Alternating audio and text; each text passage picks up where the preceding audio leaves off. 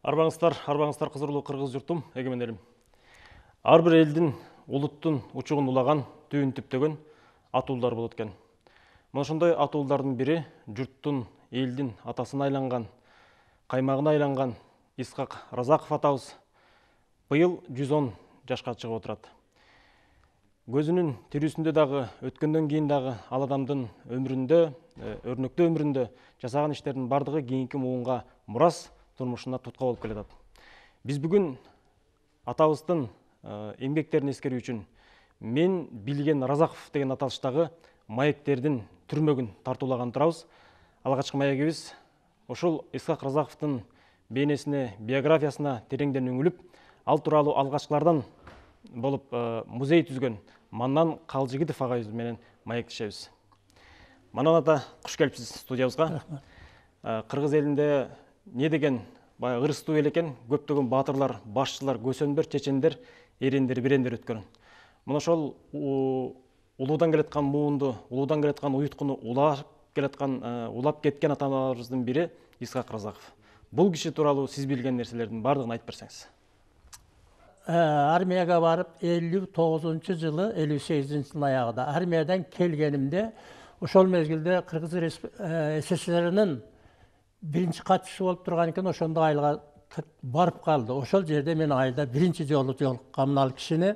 Ал убакта биз жаш 20дагы бала элек, узактан көрүп ал кишинин туруш турпаты, ал кишинин жөнөкөйлүгү ошол убакта эле байкалган. Биз эми ал убакта анчалык азыркы заманда, азыркы мезгилде акыл жүгүртүү чамабыз деле аз болгондо ал мезгилде. Жаштык ошол жерде бир көрүп калдым. Андан кийин Дейлек районунда ошол 58-жылы сентябрь айларында жолугуп, узактан алыстан көрүп, шуну менен эсте каларлык эми сүйлөгөн сөздөрү ал убакта партиянын линиясы болгон, Советтер Союзунун коомунда болгонбуз. Ал убакта сөздөр албетте менин эсимде да жок. Анча ал убакта көңүлдө болгон эмесмин.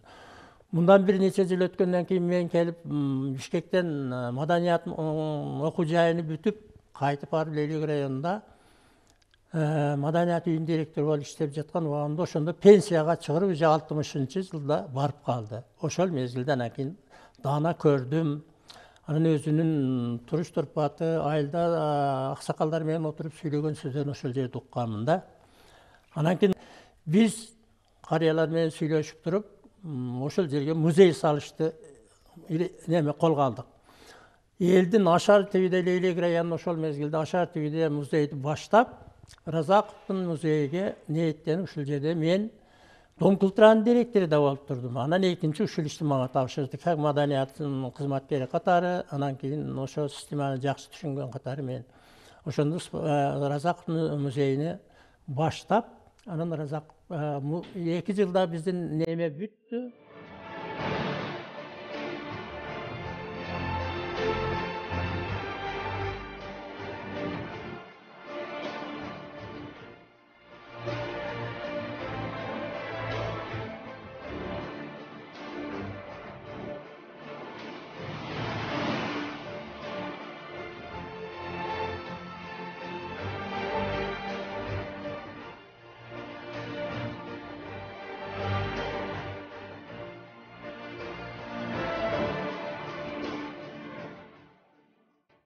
Разаков согуш жылдары эл агартуу бөлүмүнүн баштап жетекчиси болгон дегенде.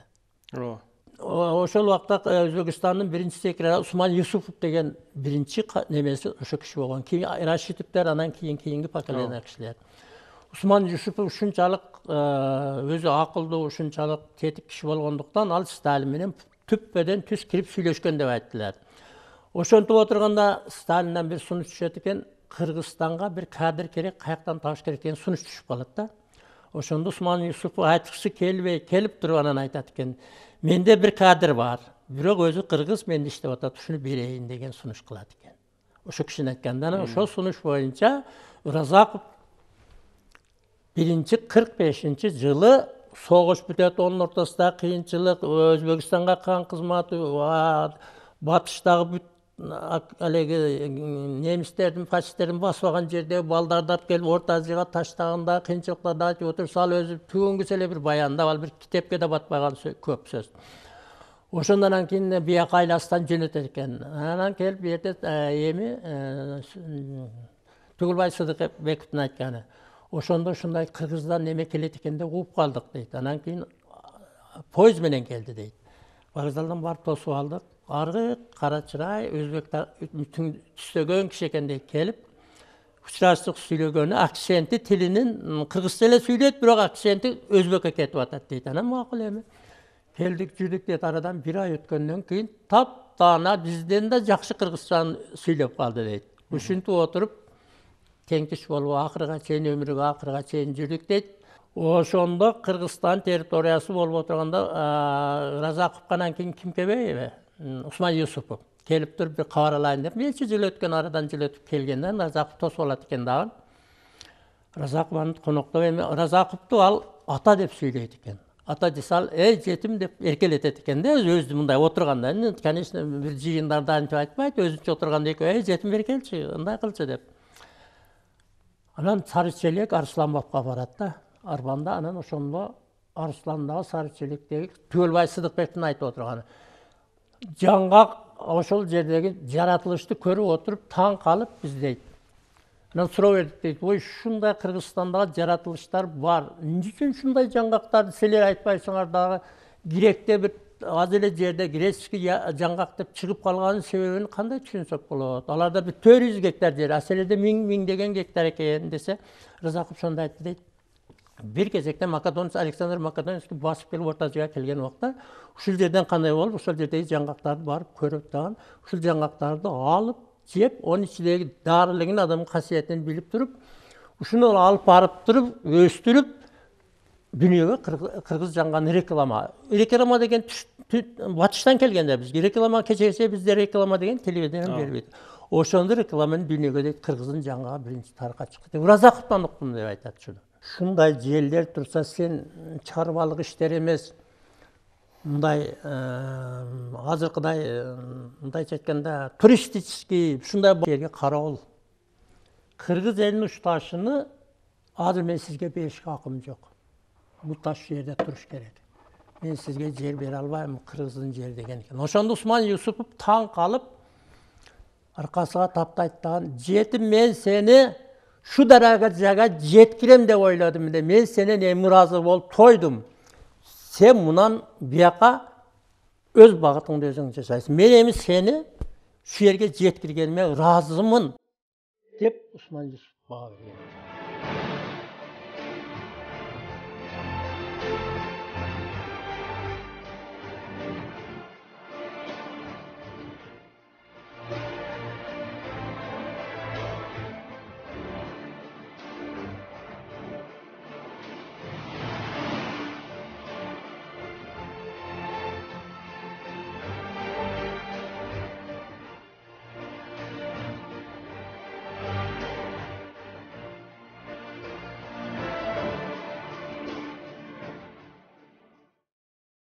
Ошол убакта биринчи Разаков детсадтагы балдарга кыргыз тилин киргизүү деген тема көтөргөн эле дейт. Милдеттүү түрдө кыргыз тилини.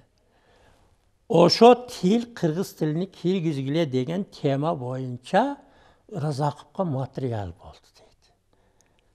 Улутчул орус тилини басмырлап басып бешиктеги баласына кыргыз тилин киргизип атат деген материал түшүп Разаковдун мойнуна биринчи неме түштү дейт. Разаков ошол убакта Манастын 1100 жылдыгын өткөрөбүз деп оргкомитеттин өзү башчысы болуп туруп кабыл алдык дейт. 1100 жылдыгын. Андан кийин дейт бул токтом кабыл алынып чыккандан кийин аркасынан неме түштү дейт.